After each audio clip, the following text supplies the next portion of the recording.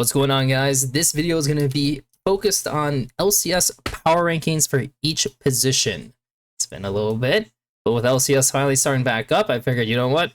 Let's do a little update on this, especially for how I envisioned the power rankings to go from last split, which at first I thought I was going to get a lot of shit for putting FlyQuest on bottom 4, but that is how it went down. And it was a perfectly fine situation for them to have. Because teams like started getting a little more, how would you say it, together after the initial poor weeks they had, and FlyQuest for whatever reason just had a really good start, and then things kind of tumbled away as a lot of glaring problems like were exposed as being a rookie team, like quite a inexperienced team. But yeah, let's get into it. So I think the easiest thing to do is just kind of start with what I think is the top in each position. So for sure, currently it is Thanatos. I know he's had issues, but he all around has improved quite a bit. He was mostly a laner last year and didn't really affect the map as much as he could be doing. And steadily he has gone better at both laning and affecting the map and has become a more complete player. And I think the overall top prospects going on in LCS right now are not really great. So for sure he's at the top. Naturally, it's like the easiest one. It's Inspired. Wait, why wouldn't it be? He plays just the most complete game as a jungler. He can play many facets and styles. I think one interesting thing is that I remember there was an interview where I'll Dominate was talking about like why they lost to Lions and like how Inspired, he can kind of go from being just full clearing jungler to cheesing you and these kinds of things. But that has been the case the entire time. Like, I don't know if people realize that he was the kind of jungler. I remember doing like scouting for LCS games, and he would definitely do a whole bunch of cheeses that you had to prepare for. As like the very obvious ones are just like invading as Maokai or Poppy to just steal the Raptors level 1. Like, this was like a pretty common thing that was happening. So it's unfortunate that they got cheesed multiple times and then did not adapt to it. And then Blabber was completely confused on what to do and started making some terrible mistakes. But yeah, he is the best jungler for sure. He also so happens to have the best mid laner, Saint.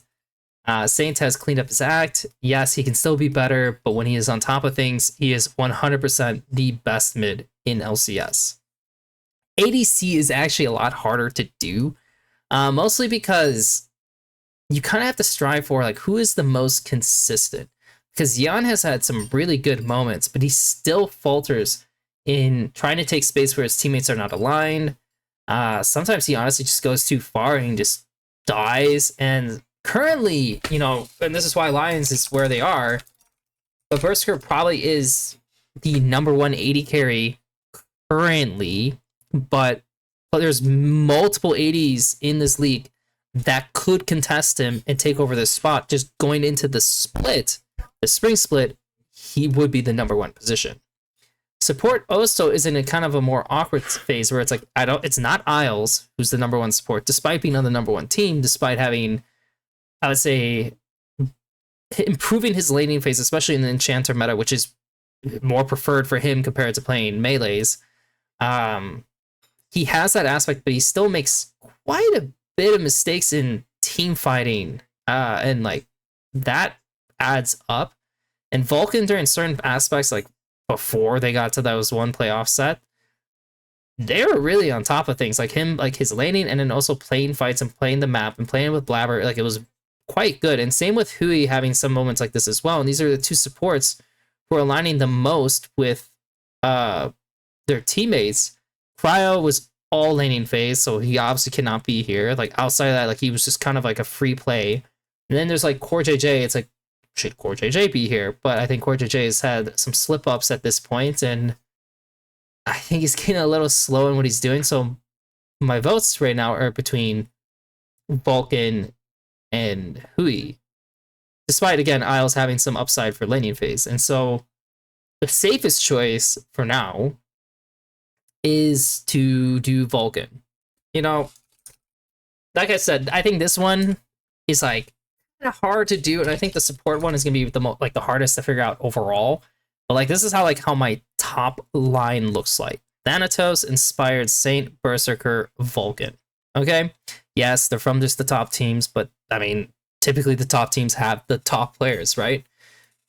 Now let's kind of like skim this down and go to positions where I think are probably a bit easier to do before getting into bot lane, which I think is quite harder to figure out. So for top lane, again, Thanatos, doing great. I think Morgan showed, again, some good laning phase. That was very expected to have him upside in laning. But he did have some inconsistencies, which was something I saw before he came into LCS. And then also his fighting does have some inconsistencies as well, which is like kind of annoying to deal with. Impact, not great, man. I mean, he had some pretty terrible laning phases all around. Like, he was getting beat by pretty much everyone.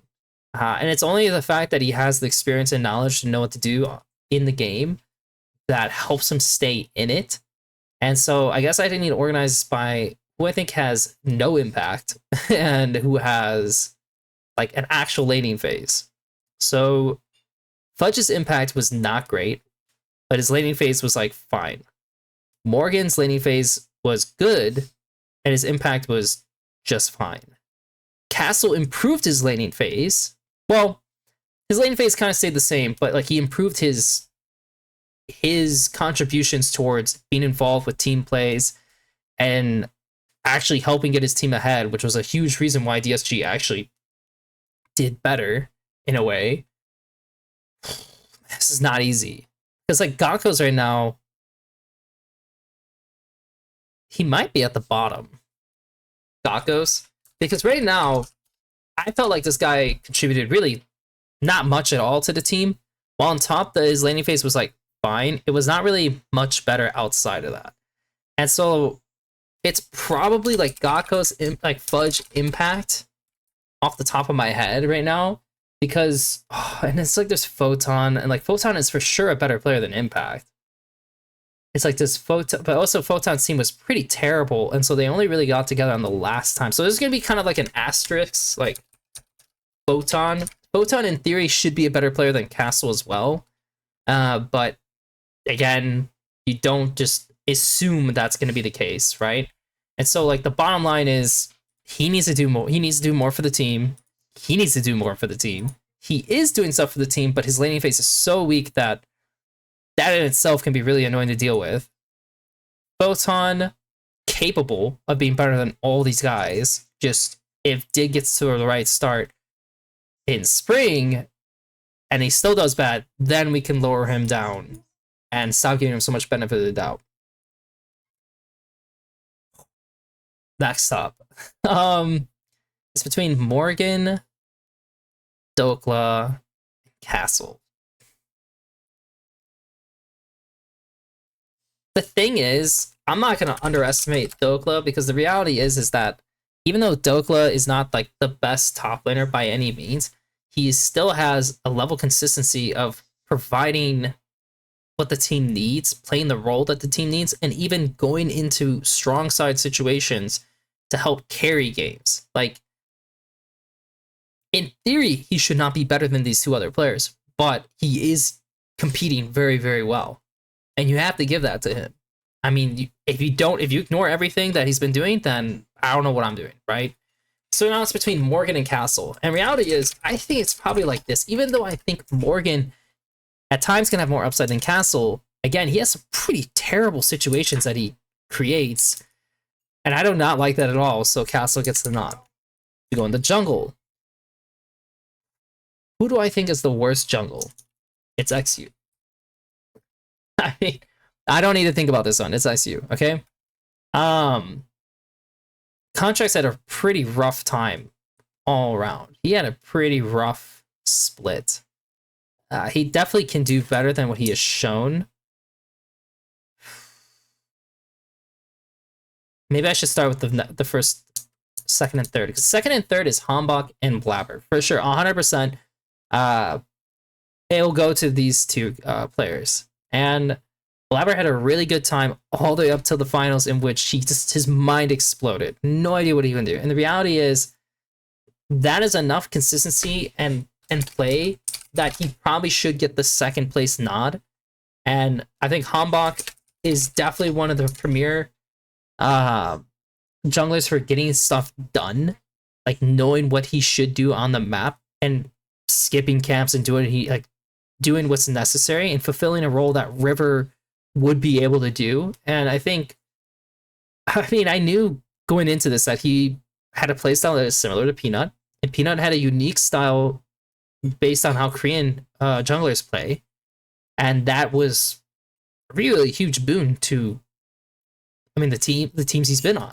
Obviously, it has its negatives, and yes, Hanbok has its negatives because of that as well. But generally, it is a pretty good style all in all. Especially for leagues where it's like you don't need to be at the threshold of like perfect play. Next, this one, I don't know what you were gonna say about this one, but honestly, for me, it's Cryro. So Griffin, so we have left is Griffin, Contracts, Jose Diodo, and Cryro, right? Cryro plays a more consistent game. He plays smarter, and he has a ton of upside and potential, despite his team being generally a worse team than like some of these others. I think he just plays a really good game, and it can only get better from here. And I have a lot of I had a lot of positive thoughts of thinking about how Cryro played both on the NACL team I worked on and then watching the games that they played with him. That leaves Jose, Contracts, and Griffin. So it's probably Jose next. It's not like a strong, like, oh, Jose is just like, for sure, like, it's not like I'm just saying like, oh, Jose is just way better than these other two.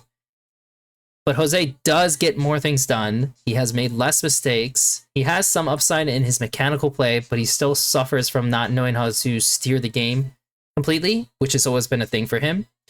For Contracts, like his team was just so bad and there's so many mistakes. So it's really like this is like the most obnoxious thing, because reality is I should put Contracts ahead of Griffin. Because Griffin, I know from the first two series that they won, watching him play, the biggest thing that he had was that he would always force situations, and if these guys were not respecting correctly or whatever the case is, he overtook and it was like really good when those situations occurred. But once teams like started clocking on, like, oh, by the way, he just always forces it. Like there's no and or buts. Like he will just go in no matter what. It like fell apart real quick, and he just looked terrible after that. And so that kind of warrants me to say that he's going to be here going in, because he needs to fix his playstyle. Like I know there was an interview with like Inspired talking about like, I can't remember what the exact situation was, with like fighting the Raptors, and he's saying, oh yeah, no, like I would have done the same thing, just like certain things that maybe would have changed up. But I don't know, the games that he, like the mistakes he were making were like pretty basic mistakes that just you should know better, to be honest. And Contracts, like he made some pretty awful mistakes as well. God damn it, I hate this. I think I'm gonna put an asterisk to it. Like reality is, I think Contracts should be above him, but I need to base on the results that were observed, and for now, Griffin gains more consistent upside than Contracts from last split. I just have to do it that way. I can't do it any other way. Mid lane. So who's at the bottom? I mean, it is probably Zinni. Like, even though he can be better, he should be better. Going into the split, he will be the worst mid. He was terrible. Like, honestly, he was terrible. So, yeah, I mean, I don't know what else to say. Like, he gets a lot of hype, but if he does well in this next split, then he can move up. But again, we need to base on results, not just, oh, he's just going to do better now, right? No, we give him time and let's see what happens. Who's next? I think I need to go to the top again because the first bottom was easy. Who goes at second? Who goes at third? Who goes at fourth? Quid had some pretty terrible games. I'm not gonna lie. Like, this guy definitely was not a 1v9 fanatic. Wad had some pretty good games.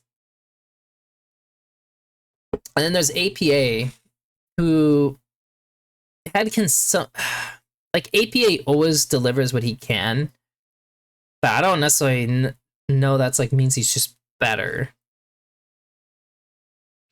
Wow, this one's actually harder after just listing Saint, because every player has their own issues. I think the easiest thing I can do is put Palafox here, at least. Maybe I should do that, because Palafox, he was better. He was a little bit better. I will say that. Compared to his time on Shopify, he was a little bit better, but not by much. And so, like, that's all you can really say about it. Comparing Call Me versus Dark Wings, it's like, Call Me has confidence to go in and make things happen, but his execution and at times play of it is not great. And so that gives him a level of inconsistency that hurts him and hurts his team. At the same time, obviously, it has upside that they're always doing stuff and creating at least some level of momentum, whether it's good or bad, which doesn't always happen with Dark Wings. Damn, this is actually a lot harder than I thought. These guys are all so close together. Like, Quid would be like almost an asterisk, like, oh, like high upside, right? Like that he could become better. But that's not what he showed yet. Not on this team, at the very least.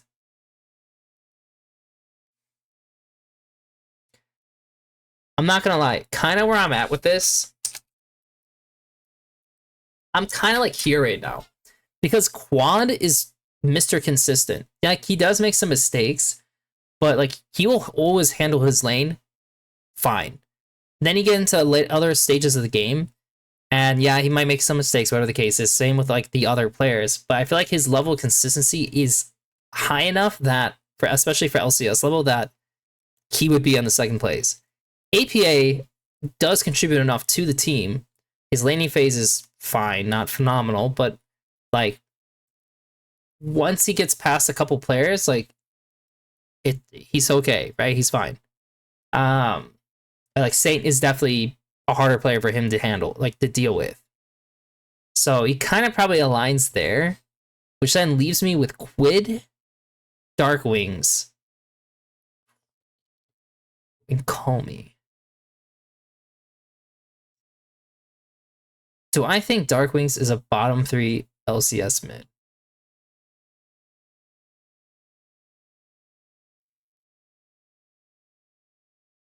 I think this is like so obnoxious because part of me wants to say Quid here, but the reality is that Call Me was making better. Dude, I'm not gonna lie. This is a messed up one that I'm gonna do, but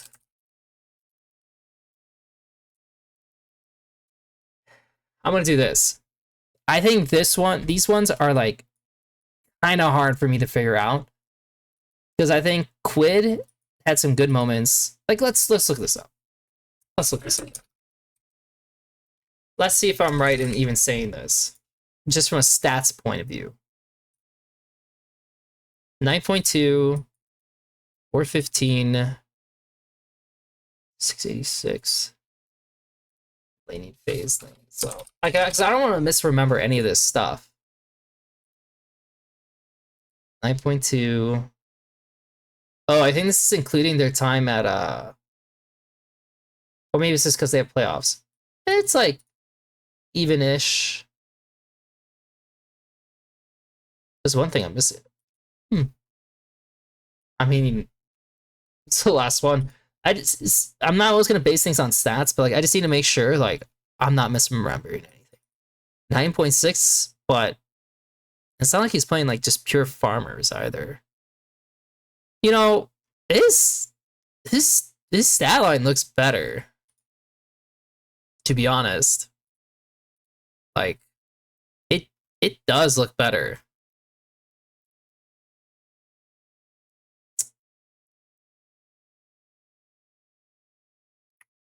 You got three. I can't remember how the 3-0 went with DSG versus TL. If it was just a stomp.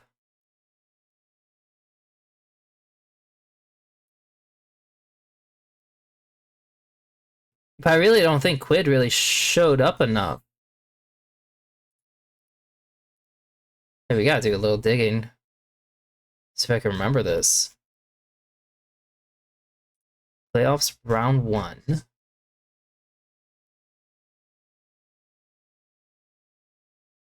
Oh, Crowder got shit on by Jose. I do remember that.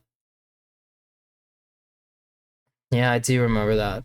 I think it was a heavy falling overtake. Castle did get beat up by Morgan, which I do have him over Morgan. This was not a fun matchup for him for the BN. This would be so funny if I have these guys over them, and then I look back at this and it's like, oh, they actually kind of got blasted.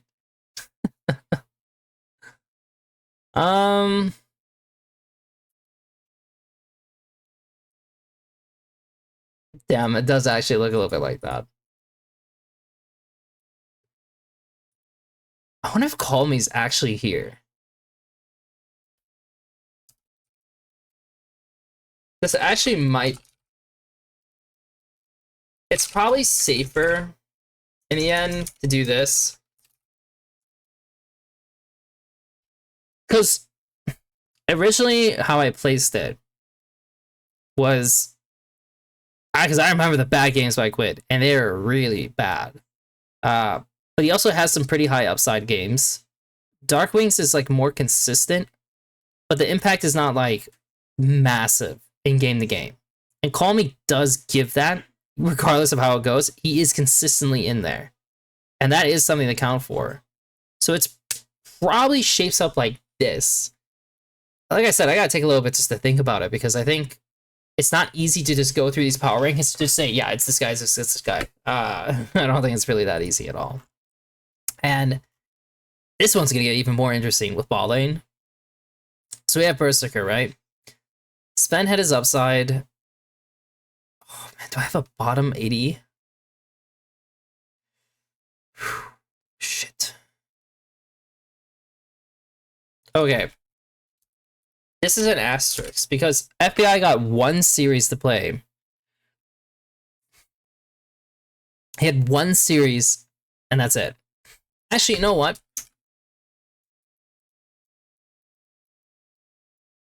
It'd probably be Bavoy.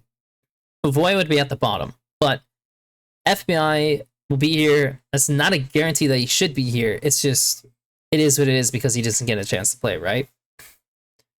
It's probably Sajed next. Like, I think Sajed was fine, but I think there was times where he could have overtook in fights that he just didn't take the space, or he entered space he shouldn't be in, which created issues. Don't get me wrong, it's not like he did a bad job or anything, but I just think that was the case for him, right? I think Masu was not as consistent as he could been, though he had some good moments for sure. It probably is Sven at the number 2. I think, again, just consistency-wise, he's there. Like, he always does deliver. In a way, he had really great bases and all these things going for him in games where, like, he might be losing. Like, he negated a lot of what was going on and then kept himself in a spot where he could actually snowball once he got a couple kills. And that's, like, very, very important to have as an 80 carry. So it's most likely Sven at second. It is probably Yeon at third.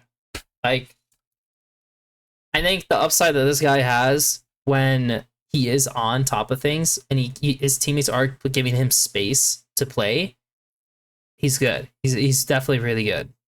And I think that's something that Masu's trying to strive for right now. And I think that's why Masu might end up being here and Rahel's here.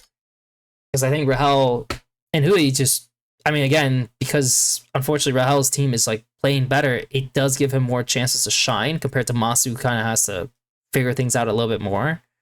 But Masu is like one of those kinds of players who, I mean, he could be kidding for the top 2. He's that kind of player. He's that good. But going into the split, you know, he has to prove it. And his team has to help him to prove it because his position is not easy to play to do that style. Like, he would have to be like upset, like where you're negating a lot of your own mistakes, but then you miss opportunities to snowball and help your teammates like pick up stuff. So going into support, bottom support, Lions for sure. Leons for sure. It's him. Did not like his play. I mean, yeah, he had some moments, but generally, oh man, is it him though?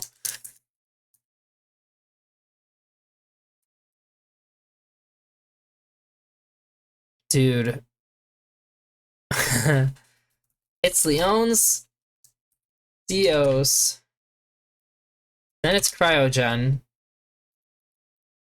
I think Cryo has some pretty terrible things about him, but the reality is that his laning phase is better than Leon's. And in this current phase of this game, that's pretty damn important.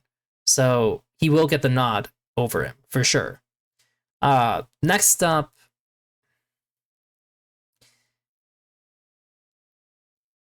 it's gonna be a hell of a thing if I put it down this way, but it actually might be CoreJJ and Isles. CoreJJ needs to be better, has to be better, and I think he's not living up to what he can do. I think Isles kind of is out competing him in the laning phase, which again, that does matter. And it's not like I could just put Isles like in the bottom four and just say like, yeah, like bottom, like they have a bottom four support and they carry through and everything. It's like, yeah, I mean, he was pretty awful last year, but this year he is better. And like they could be pretty interchangeable maybe in the end. Maybe I put that like that. And for the last two, Hui. Oh, dude, but I have Ignore on this list. Oh, shit. That's so annoying.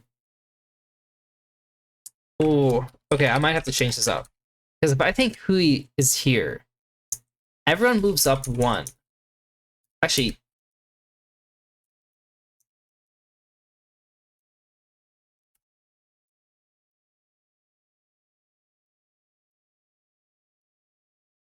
it probably looks like this then in the end of the day.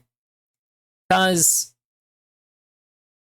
I think Cryo's for sure better than these two, than Leon's and CEOs. But I don't think he's better than Ignar. Like, Ignar is not a good enchanter player. We'll see how that ends up. Like, he was always like, he just plays Karma. Like, that's all he can really play.